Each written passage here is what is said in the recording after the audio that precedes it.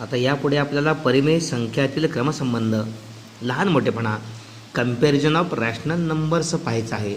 परिमेय संख्या a/b किंवा m/n अंश आणि छेद स्वरूपात लिहितात हे आता तुम्हाला माहिती झालेलं आहे. a/b ही एक परिमेय संख्या असेल आणि c/d ही दुसरी परिमेय संख्या असेल. या दोन संख्यामधला लहान मोठेपणा ठरवताना अत्यंत महत्त्वाचे आणि सोपे तीनच फक्त नियम आहेत. यामध्ये पहिली संख्या a/b दुसरी संख्या c/d असेल तर आपल्याला पहिल्या परिमेय संख्येचा अंश a आहे आणि दुसऱ्या परिमेय संख्येचा छेद d आहे. यांचाच गुणाकार पहिल्यांदा करायचा. जर a गुणिले d त्यानंतर पहिली परिमेय संख्या a/b त्या परिमेय संख्येचा छेद b आहे आणि दुसरी परिमेय संख्या c/d त्या परिमेय संख्येचा अंश c आहे. यांचा गुणाकार नंतर करायचा. पहिला गुणाकार असाच करायचा, पहिल्याचा अंश आणि दुसऱ्याचा छेद.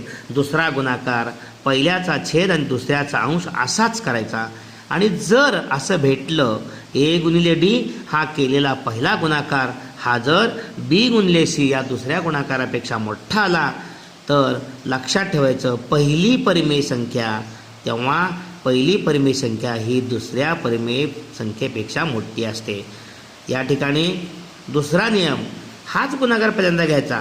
जर a गुणिले d हाच असाच पहिल्याचा अंश आणि दुसऱ्याचा छेद हा गुणाकार घेतला आणि हा गुणाकार जर b गुणिले c पेक्षा लहान आला म्हणजे असा तिरकस गुणाकार पहिल्याचा छेद आणि दुसऱ्याचा अंश हा जर गुणाकार मोठा आला b गुणिले c म्हणजेच a गुणिले d हा पहिला गुणाकार जर दुसऱ्या गुणाकारापेक्षा लहान आला तर या ठिकाणी पहिली परिमेय संख्या आहे a/b ही दुसऱ्या परिमेय संख्येपेक्षा लहान असते. आणि तिसरा नियम जर परिस्थिती अशी झाली a गुणिले d पहिल्याचा अंश आणि दुसऱ्याचा छेद हा गुणाकार आणि दुसऱ्याचा अंश आणि पहिल्याचा छेद म्हणजे b गुणिले c हे दोन्ही गुणाकार समान आले. a गुणिले d आणि b गुणिले c हे दोन्ही गुणाकार समान आले तर आपल्याला ही दोन्ही परिमेय संख्या समान असतात. म्हणजे जर a गुणिले d बरोबर b गुणिले c तर a/b बरोबर c/d असते. हे लक्षात ठेवायचं. आपल्याला काही उदाहरणं घेतल्यानंतर तुमच्या लगेच लक्षात येईल.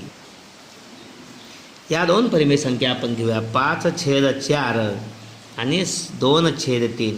या दोन परिमेय संख्या आपण घेतल्या तर आपल्याला गुणाकार पहिला कुठला करावा लागेल? 5 गुणिले 3 करावा लागेल. पहिल्याचा अंश आणि दुसऱ्याचा छेद आणि तो किती आला गुणाकार 5×3=15 बरोबर 5×3=15.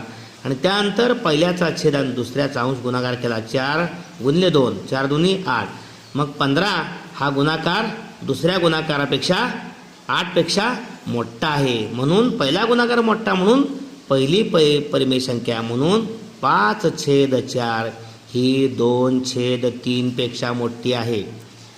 लक्षात आलं? ठीक आहे. त्यानंतर आणखी एक संख्या आपण घेऊया -5/4 आणि 1/4 या दोन संख्या घेऊया आपण. असंच करायचं.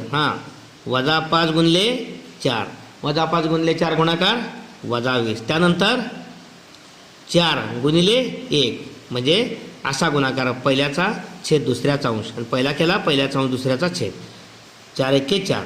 आता मला सांगा -20 मोठा का -4 मोठा? छान 4 का धनसंख्या आहे म्हणून या ठिकाणी -20 लहान आहे म्हणून या ठिकाणी पहिला गुणाकार लहान आहे म्हणून 5/4 ही परिमेय संख्या दुसऱ्या परिमेय संख्येपेक्षा लहान आहे. समजलं?